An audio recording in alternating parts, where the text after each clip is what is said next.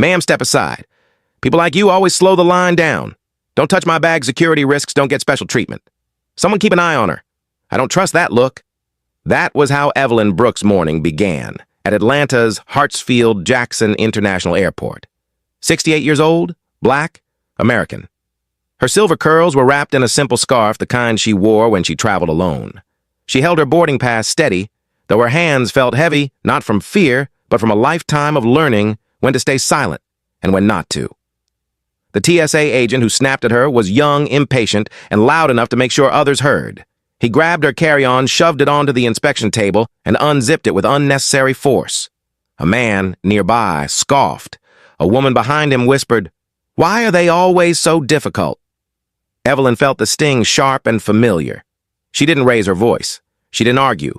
She took a slow breath, the kind black women master to protect their dignity. The agent dumped her belongings, outfolded clothes, medication, a small framed photo, and a worn leather notebook filled with handwritten notes. He flipped through it carelessly. "What's this supposed to be?" he sneered. "Some kind of plan." "They're notes," Evelyn replied calmly. "For what?" he pressed, smirking. "You plotting something?" The line froze. People stared. Phones lifted.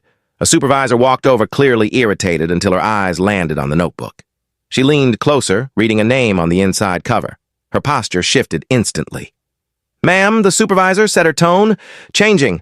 "Are you Judge Evelyn Brooks?" The air went still. Evelyn nodded once.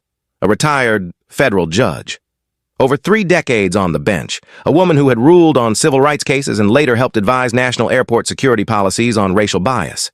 Her notes weren't plans, they were reflections from a life spent protecting the law. The agent's face drained of color. Whispers spread through the crowd. "That's her. She wrote that ruling." Someone else said it louder with pride.